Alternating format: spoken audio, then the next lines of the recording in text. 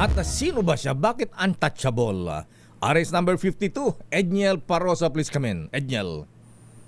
Lakay, naniniwalang pambansang pulisya na may ginagawang paggiba o paninira sa anti-cybercrime group matapos ang pagsalakay nito sa umano'y scam hub sa Maynila. Ito ang pahayag ni PNP spokesperson, Police Brigadier General Gene Fajardo, kasabay ng pagtangging may nagagalaw na pera sa mga dating raid ng pulisya sa mga pogo. Sa pulong balitaan sa Campo Crame, sinabi ni Fajardo na may efforts to discredit o paninira sa ACG at NCRPO na silang nag-operate, main unit na nag-operate sa Vertex Technologies sa loob ng Century Peak Tower. Nauna nang sinuspinde sina Cybercap Director Police Major General Ronnie Francis Cariaga at hepe ng MetroCap si Police Major General Sidney Ernia dahil sa mga reklamo ng irregularidad sa operasyon. Kahapon, sinagot naman ni Fajardo ang issue na may nagagalaw na pera sa Pogo, pero ipinakita niya sa media na intact ang higit 300 billion pesos na halaga ng pera na nakuha sa unang dalawang raid ng PNP. Iginiit din ng pambansang pulisya na lehitimo ang raid sa Century Peak Tower sa Maynila, lalo't may nakita silang patunay na nagbihis lamang ang scam hub ng Vertex at nagpalit pangalan bilang Quantum Solutions sa loob mismo na naturang gusali. Pakinggan natin sa General Fajardo. There is efforts to discredit po, particularly ito pong latest operation po ng ACG and NCRPO, particularly dyan sa Century. Ito pong issue ng nawawalang pera wrap-ups after po ng operation because the same PNP units po ang involved po, particularly ACG po. Ang tinig ni Police General o Police Brigadier General Gene Fajardo. Ito si Edniel Parosa. Sandali lamang. Kung ganyan pala, bakit hindi pa sabihin kung sino ang naninira sa PNP, Edniel? Ba't hindi kasuhan yung may-ari nitong Vertex at Century Park Tower na yan? Ba't gaano ba kalakas? Sino ba ang connection nito? Ba't sinasabing untouchable? Ayan, kita mo, PNP. Ni hindi mapangalanan itong nasa likod nito, Edniel?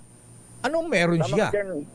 Tama ka dyan, Lakay. Hindi pa nga ni isang beses sa press briefing ay hindi pa nababanggit ang itong mga involved sa likod nito. Bagamat kahapon doon sa pinakahuling update ng PNP ay ongoing pa rin, Lakay, yung ginagawang digital forensic exam doon sa higit 100 gadgets na nakuha doon sa Vertex Technologies, Lakay.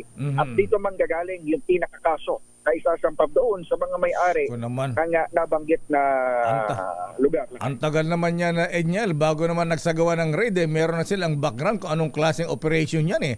Kaya nga sila ng raid dahil kumbaga may prima facie evidence na gumagawa sila ng kalukat at meron mga witnesses. Bakit ganun?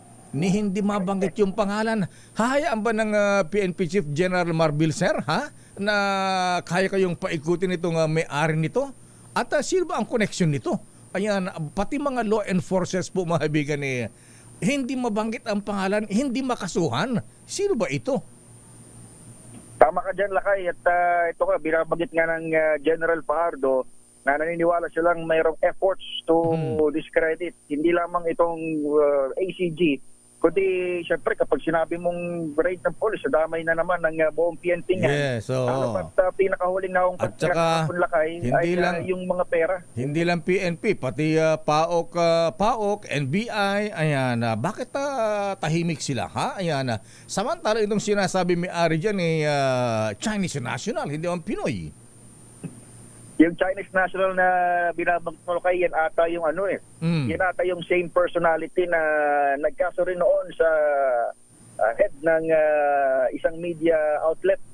Kay Maria Reza ng Rappler, Oo, dahil kung di ako nagkakamali lang ay yung Chinese national personality na konektado di umano sa pinakatore na yan, siya rin ay nakaladkad ang pangalan sa trafficking o sa illegal drugs.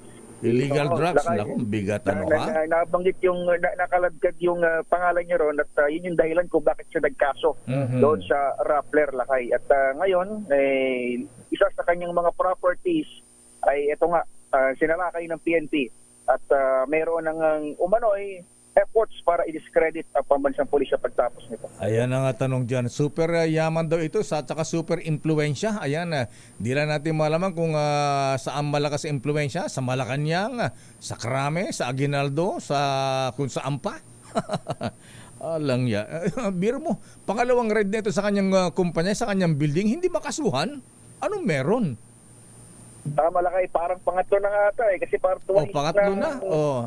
twice na raw before na na-raid yung Vertex at nagtataka rin ang PNP ngayon at least sa leadership ngayon kung bakit walang kaso Ayan. na isasampa dito sa nabanggit na lugar at lahat ng yan lakay yan ang tutumpukin ng digital forensic exams unang-una at syempre na yung mga Chinese o should I say foreign nationals rather na nakita rin doon sa gusali at ito hiwalay pa ang kaso sa isinasagawa ngayon na digital forensic exams ng PNP. Kung ito yung sinasabi ng PNP na mother of Pogo Haba scam, bakit walang ginagawa? Ayan, pati ang Senado at Kongreso, Senator Risa Hontiveros, baka pwedeng isama ito sa investigasyon. Huwag lamang si Alice Guo. Ha?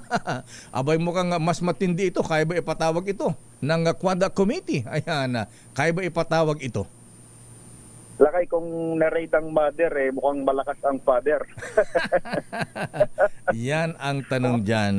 Okay. Malakas ang father. Sige, hintayin natin kung paduduro ba ang ating PNP chief ngayong nalalagay ang alanganin ng credibility ng ating Philippine National Police, Edniel.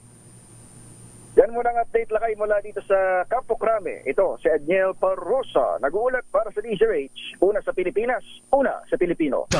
Daming